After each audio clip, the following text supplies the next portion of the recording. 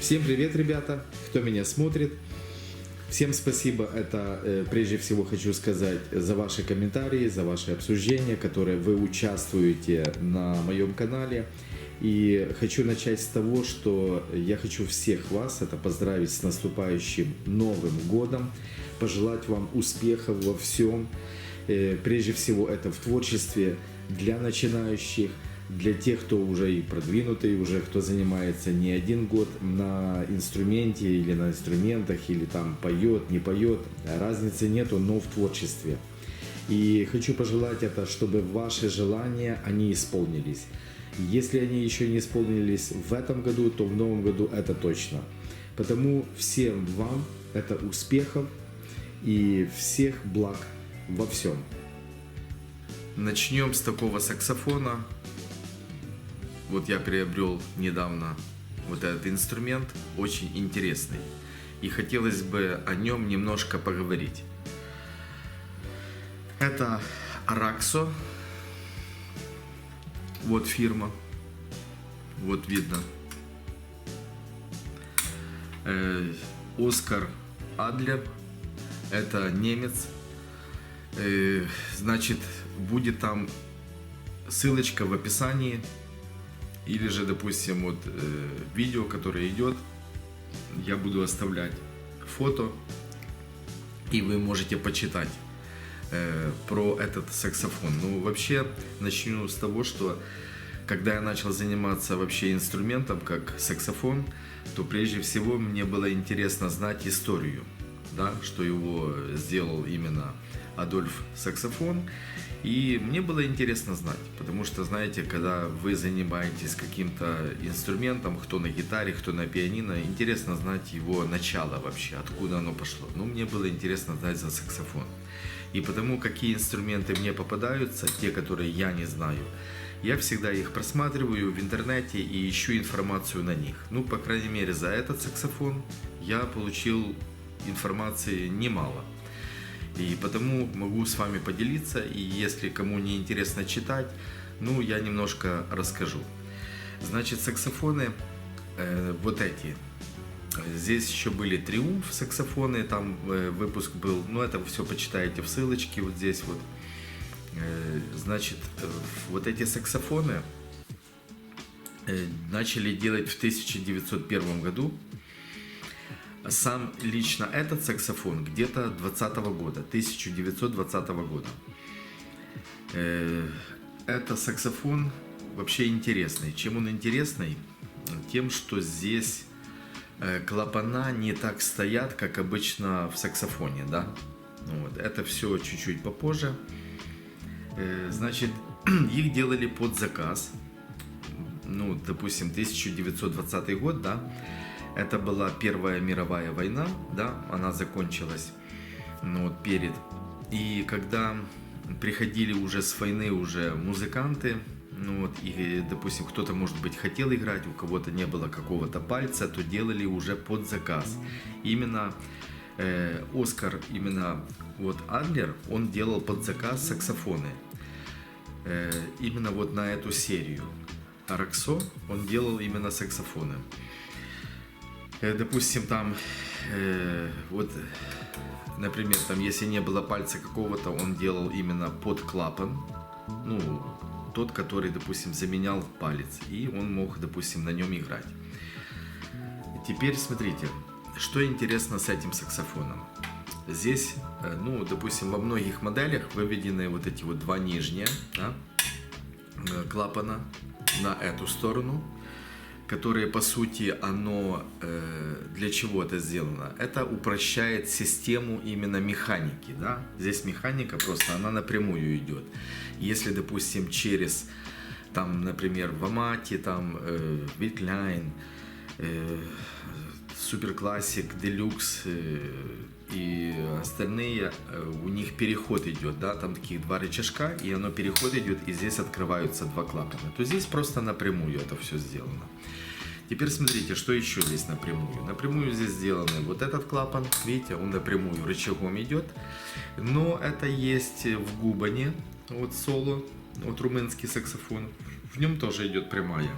Здесь нету бокового как ее называют, если я не ошибаюсь, фа боковой, или трель ее называют. Вот, это вот именно вот этот клапан. Значит, что еще здесь интересно и уникально в этом саксофоне? Вот смотрите, здесь нет клапана соль диез. Вот посмотрите. Видите? Здесь соль диез нету, а он выведен вот на эту сторону. Я еще таких инструментов не встречал за все время. Если вам, допустим, встречались инструменты, ну, оставьте в комментариях, напишите. Допустим, я до конца не понимаю, почему соль диез выведен сюда. Ну, может быть, вы, ребята, знаете более это вот, но тоже в описании ничего не было написано. Но мои догадки идут то, что музыкант, на котором играл вот на этом инструменте, он хотел, чтобы его соль диез был выведен просто отдельно, наверное, от залипания или еще чего-то. Потому что, смотрите, видите, здесь одна только пружина и одна механика с ним. Все. Здесь залипания никак не будет. Вы скажете, это такая модель. Не-не-не-не. Смотрите. Видите, вот здесь вот есть. Сейчас я вам покажу, чтобы вы все увидели. Вот смотрите. Вот этот пыпсик такой, да, с клапана выходит. Вот, видите? Это специально этот пыпсик, который прижимает. Вы, когда играете, допустим, да, в нижнем, и вы хотите потрелить, допустим, соль диез, вот, то здесь вот, здесь есть трель, и вы нажимаете, и она его поднимает, да? Ну, суть не в этом, но здесь предусмотрено, что здесь именно был соль диез, вот здесь вот, и он ставился. И вот на фотографии, вот посмотрите, такая же самая модель, одна фотография, вторая фотография, и там стоит вот здесь вот соль диез. А в этой модели соль диез выведен именно на эту сторону. Ну, вот это интересно. Я думаю, саксофон вот этот был сделан под заказ и делался специально вот под уже музыканта, скажем так. Простая механика, очень простая. Скажем так, наворотов никаких нету. Вот можете посмотреть здесь. Здесь уже что-то делали, уже давно уже делали. Вот. Здесь нет механизма, который переходит на эску. Вот на эску. Видите, вот эска. Эска тоже без верхней части, ее нету. Это все то, что было вот с саксофоном. Клапан здесь вот отломан. Вот до. Он отломан, его нету. Если я не ошибаюсь, ре нету. Так, что еще нету? Ну, по сути, все. Все остальное есть. Просто нужно будет делать. Ну, здесь вот механика, кстати, вот, допустим, идет на октавник, да, немножко по-другому. Здесь идет проще. Здесь нажимается, вот эта система нажимается, а здесь переход уже идет, уже другой уже совсем. Ну, в общем, интересно. Ну, как бы так сделано, по-простому. Ну, будем вот это все восстанавливать и будем делать. И я уже там позже уже буду вам показывать уже видео. Я уже нашел уже, допустим, запчасти, вот, к нему, которые подходят с других именно саксофонов. И будем уже что-то делать, что-то конструировать, чтобы это все вышло, как будто это, ну, саксофон и, ну, и все запчасти его, чтобы они не выделялись, как и на других инструментах, которые я делал. В Era Royale, например, я там восстанавливал чуть ли не половину запчастей.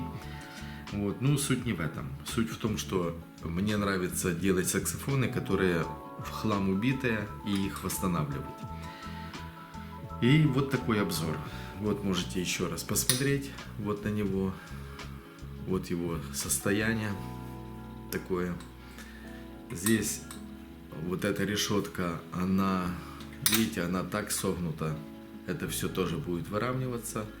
Но мне удивительно, что по раструбу и по стволу нету ударов никаких. вот он ровненький. Вот это мне нравится, конечно. Ну и просто мне удивительно, конечно.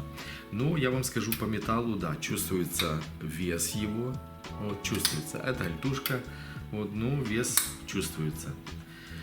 Вот, потому все будем восстанавливать, все будем делать, и я вам все покажу. Все, я думаю, вам было интересно, и почитайте обязательно, вот, допустим, историю за вот этот саксофон, за этот инструмент. Там вообще интересно описано, потому перед этим я вам показывал, что, допустим, инструмент нужно делать под себя. И там есть подтверждение того, что инструмент в самом деле делался под музыканта. Потому что ну, музыкант, он должен чувствовать себя хорошо везде. Как на репетиции, так и на сцене. И потому механика должна работать под него. Ну, вы сами понимаете, да? Если, например, кто-то, допустим, ну, без ноги или там без руки, ему машина делается под него, понимаете, да? И так же самое, я считаю, допустим, инструмент то же самое. Ну, вот. И вам подтверждение того, что я на правильном пути и вам все это правильно объясняю, потому что статья об этом и говорит, что для музыкантов, особенно которые приходили с Первой мировой войны, им делалось именно под заказ. Вот. Все, по сути, ребята. Не хочу вас грузить сильно большими словами и длинными, потому сами все почитаете и посмотрите. Я думаю, для вас будет интересно и даже для всеобщего такого обозрения. Ну, интересно, конечно, знать за более большие инструменты и еще больше. Ну, по крайней мере, в обзоре сегодня вот саксофона Араксо. Потому читайте, смотрите. Я думаю, видео было интересно и полезно, и познавательно. Все, всем спасибо и до свидания уже в новом году.